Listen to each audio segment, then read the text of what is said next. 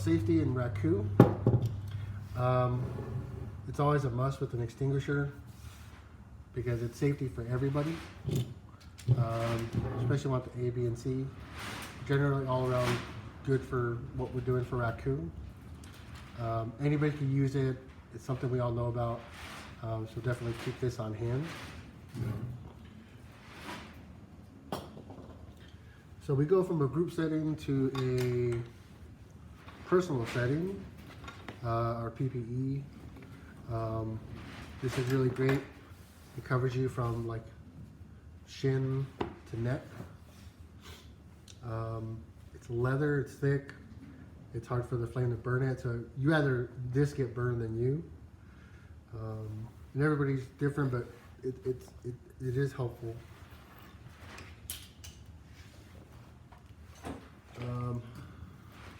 Then you have your lungs. Lungs are the one of the most overlooked things as you're doing anything, and just as we're dealing with smoke, dealing with fire.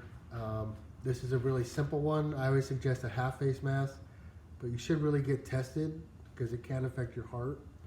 I know it's a small amount of use, but just it's easier, and these all come apart, and you can just buy these.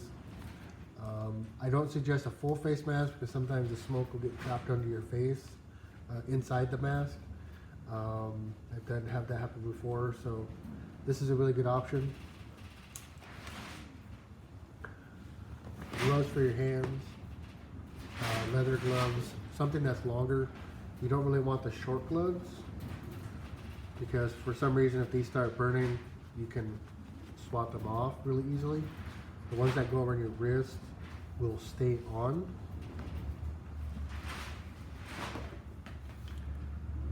Eyeballs, good for flames.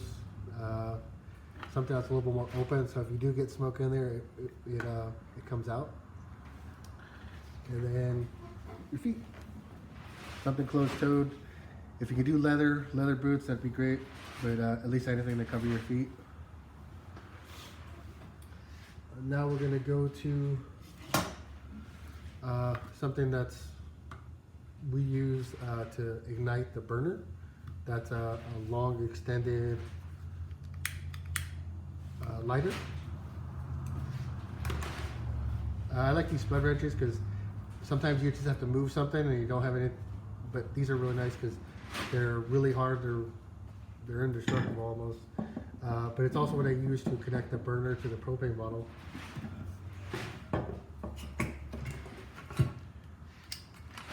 The actual burner, this one's over 20 years old. At least 20 years old. 20 years I've been using this one. Next to your propane. Nice gauge. You always want to check to see if like this line's ever like broken, frayed, scratched. You kind of want to like check the maintenance on these hoses because these lines it can let out propane, and it's just something really simple just to look at and just kind of feel. Always inspect them. I tend to do it before every time I use it when I'm transporting it, but always check.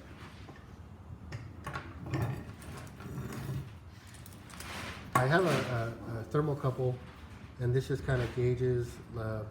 I use it for the rate of burn, so you can tell like how hot it's getting and how well it's burning by how fast it rises. But I always look inside the kiln to actually look for the bubbling in the glazes, how well it's smoothened. So I always do it by the inside of the kiln.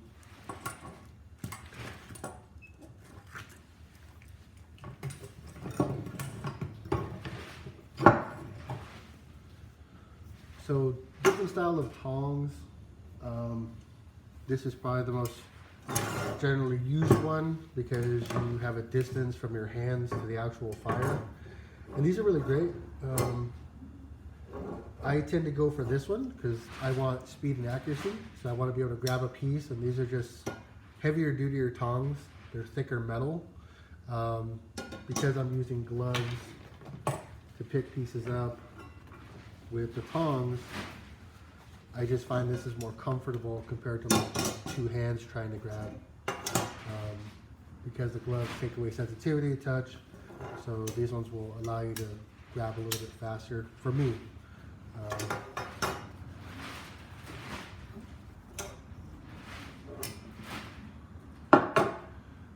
And then the last of it is safety for your pots.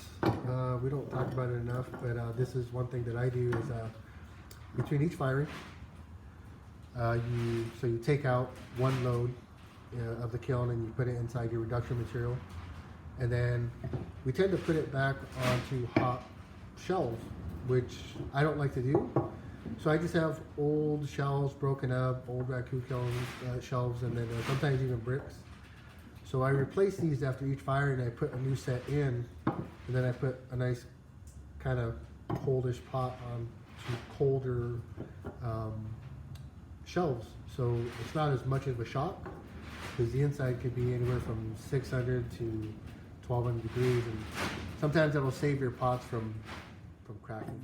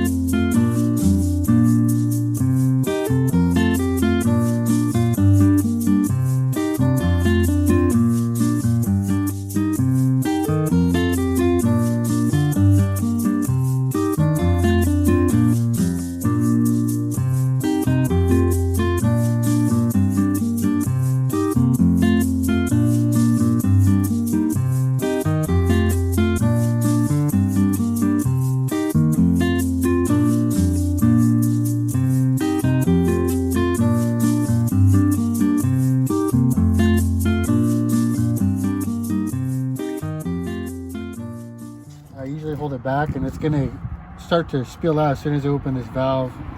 So you don't really see much. You can see off the flame. So you can hear it and you can see it. You just want like a little bit of a candle to kind of dry things out. You can see how far I am away from here. Bring it out, and as you're firing, you'll see if you're at the right level, if it's jumping up in temperature. You want to make sure this is nice and secure. Then I'll put a bucket here or another container. So I use this thermocouple just to make sure that I'm fine-tuned as far as like air to gas ratio. So with RAKU, it kind of helps to build up some of the carbon and the smoke. So we kind of do a pre-fire.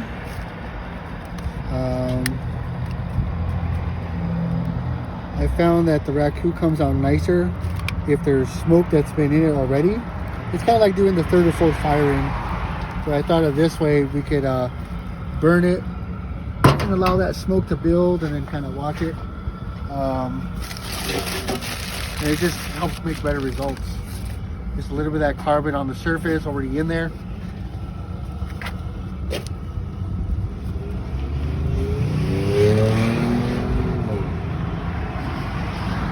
And then cover it.